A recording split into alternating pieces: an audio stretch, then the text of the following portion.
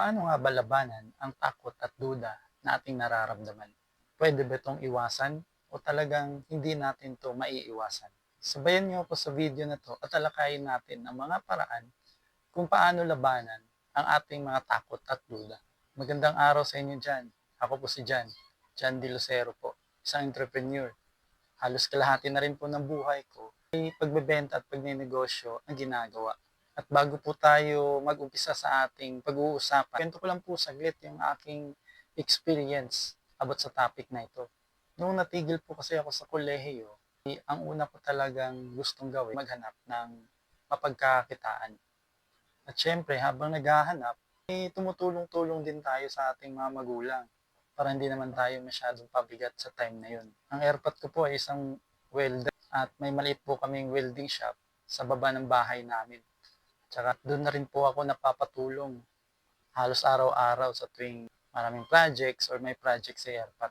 May pera na rin doon. Actually, binibigyan ako ng airpot sa tuwing tumutulong ako. Pero that time kasi, nasa isip ko, pag wala namang project si airpot, apektado din ako. Wala din perang pumapasok sa akin, lalo na sa amin, sa aming pamilya. Kaya patuloy pa rin ako naghahanap ng ibang bagay na pwedeng pagkakakitaan or mapagtatrabahuan. At nang minsang nagkita-kita kami ng tropa ko, mga kaibigan ko, syempre kabataan days, gigimik, usapan, kwentuhan, syempre may inuman. Ito isang kaibigan ko, sa konting kwentuhan at usapan, ay di ko namamalayan, napunta na kami sa usaping extra income. Posibleng familiar kayo nito. Isang kaibigan ko, nagtanong sa akin, gusto ko pa daw ng extra income. So ako naman, na naghanap din talaga, sabi na pa oo. At yun nga, nagkita kami kinabukasan para sa ina-offer niyang extra income. At posibleng tama po yun na sa isip nyo. Networking po ang nilatag. That time po ay wala pa po akong kaalam-alam sa bagay na ito. Basta ang gusto ko lang magkaroon ng extra income.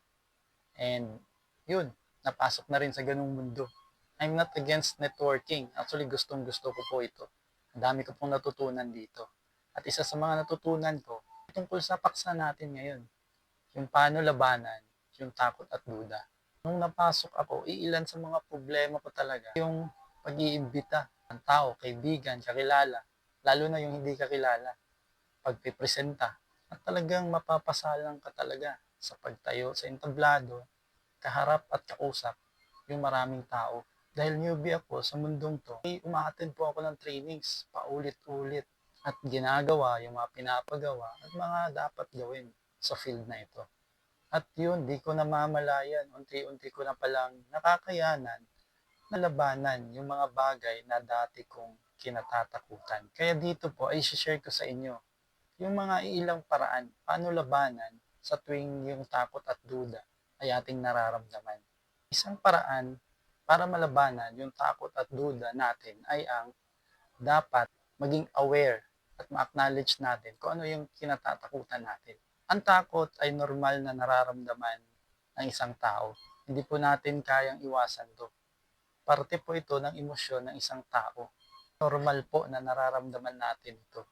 Ang kailangan lang natin gawin, maging aware at i-acknowledge yung mga bagay, mga pangyayari na kinatatakutan natin. Dito ay malalaman natin ang mga susunod na hakbang kung anong gagawin para sa mga bagay na ito. Isa pang paraan para malabanan yung takot at duda na nararamdaman. Maging positibo sa pag-iisip. Palitan po natin ng mga positibong bagay, yung mga pumapasok na negatibo sa ating isipan. Ito yung mga what ifs na iniisip natin sa tuwing natatakot tayo o nagdududa kung kaya ba natin. Yung mga what if babagsak ako, what if di ko kayanin, what if marereject ako. Imbis na negatibong bagay ang iniisip mo, ay palitan mo ng positibo. What if kaya mo? What if papasa ka? What if mga positibong bagay ang dapat nating isipin? Isa pang paraan para malabanan ang iyong takot at duda, itry mo. Try. Hindi mo malalaman ang resulta kung hindi mo itatry. Mag-umpisa ka kahit sa maliliit na hakbang. Subukan mong gawin yung mga bagay na kinatatakutan mo.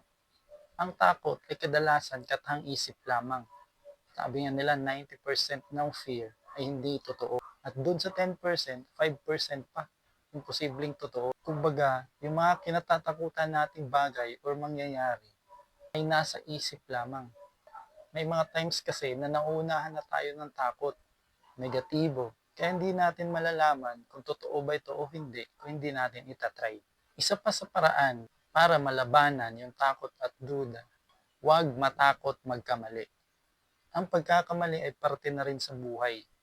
Gusto man natin itong iwasan ay hindi talaga maiiwasan. May pagkakamaling mangyayari sa kung ano man yung mga bagay na ginagawa natin. Huwag matakot mag-fail. Try lang ng try. Sabi nga nila, part ng success ang failures. Kung hindi ka nagkakamali, posible wala ka rin ginagawa. Wala ka rin sinusubukan. Kaya i-consider mo na part ng buhay ang pagkakamali, ang failure. Normal din sa atin yung nararamdamang takot. Huwag mo nang planuhin pa or isipin pa na iwasan to. Dahil parte talaga ito sa buhay natin. Kaya hindi ito dapat iwasan. Ito ay dapat na nilalabanan. At yun po ang mga ilang paraan para malabanan natin yung takot at duda.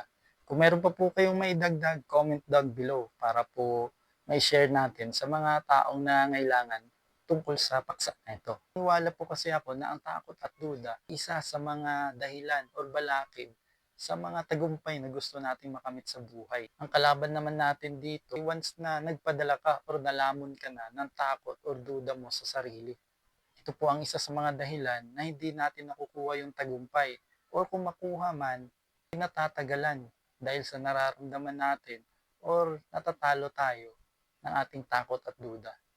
Ito ay normal, ito ay part ng ating emosyon at huwag tayong magpadala sa emosyon. Huwag nating hayaan na yung emosyon yung kokontrol sa mga decision making natin. Sana'y nakatulong po yung talakayan natin ngayon. Kung nagustuhan niyo po at nakatulong ang video ito, please subscribe sa ating YouTube channel and please follow, like, and share sa ating FB account, John De Lucero, and meron din po tayong FB group or community, ang Kapaki-Pakinabang na Tambayan or community. Pwede po kayong mag-share ng ideas doon or contents or mga tanong na mga posibleng makakatulong sa iba. Sana po ay may natutunan. Sana ay okay kayo dyan. Maging okay kayo dyan. Again, ako po si Jan. Daghang salamat!